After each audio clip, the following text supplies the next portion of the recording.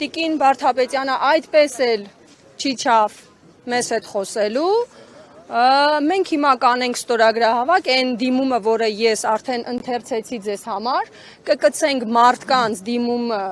ստորագրությունները այդ դիմումին, ես ու Անահիսը կմտնենք ներս, կփորձենք նորից խնդրել, որպեսզի եթե ինքը չի ուզում իջնի, մենք կբարձրանանք, եթե թույլ կտանք կհանդիպենք, կխոսենք, եթե չէ կհանձնենք եւ դուրս կգանք ու ուզում եմ հստակ նշել, որ ես հանձնվող մարդկանցից չեմ։ Ես մինչև վերջ գնում եմ եւ պայքարելու եմ մինչև վերջ։ Մերժել է, թե առհասարակ չի արձագանքել Տիկին Հովհաննիսյան հանդիպմանը։ Մենք ոստիկաններին ասեցինք, որ պահանջում եւ խնդրում ենք, որպեսզի Տիկին Վարդապետյանը իջնի, իրենք մտան ներս, դուրս եկան, ասեցին, որ մեզ հետ կարող է հանդիպել բաժնի պետը։ Դիմումների, հա, իսկ ես ասեցի, որ բաժնի պետի հետ ինչ որ քննարկելու հարց չունեմ, դիմում կհանձնեմ, բայց իմ քննարկումը, մեր քննարկումը Տիկին Վարդապետյանի կամ գոնե իրենից մի փոքր ավելի ցածր պաշտոնի։ Տիկին Հովհաննիսյան, մի հարց ունեմ, որի շուրջ ձեր կարծիքն եմ ուզում լսել։ Դավիթի անձի հետ է կապված այս գործը, թե սա կարծես ուղերձ կամ կոչ է 18-ամյա տղաներին, որոնք կցանկանան իրենց վարքով անհամաձայնություն հայտնել որևէ իշխանության կամ որևէ քաղաքական ուժի։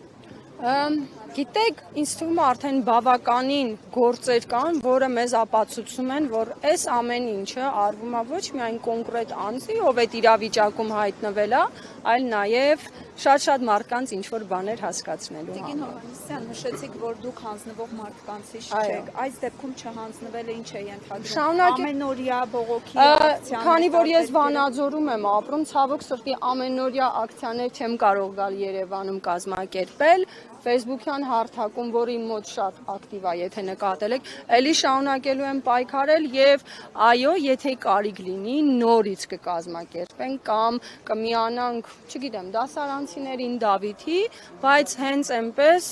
ողջույն, չենք նստելու ու ասենք, դե լավ, այս մի 18-ն է, թող գնա, ես այնտեղ էլ ասեցի, մենք ցավոք սրտի հարգելի լրագրողներ, մեր երկրում շատ քիչ 18-ից 20 տարեկաններ ունենք եւ պայքարելու ենք, ելի եմ կրկնում, ես մարդ, ով գնացել մասնակցել է 44 օրյա պատերազմին, ուղղակի չեմ կարող հաշտ լինել այս ամեն ինչի հետ։ Տեսեք, հնարավորություն կա դիմելու մասնավորապես արևմտյան երկրների լրատվամիջոցներին, որպեսզի նրանք էլ այս թեման լուսաբանեն։ Ես նման կապեր չունեմ, ճիշտն ասած, մի փոքր հայտնի եմ Հայաստանում, բայց այդպես, իհարկե, եթե շատ ջանքեր գործադրեմ, գուցե ստացվի, բայց եկեք ամեն դեպքում փորձենք մեր խնդիրները, այո, գուցե լինի, եթե ինչ-որ աղմուկ բարձրանա, բայց եկեք մի փոքր հիմա աշխատենք մեր երկրում, փորձենք, տեսնենք ինչ է ստացվում, ի վերջո պետք է հարգեն իրենց քաղաքացիների պահանջը եւ խնդրանք։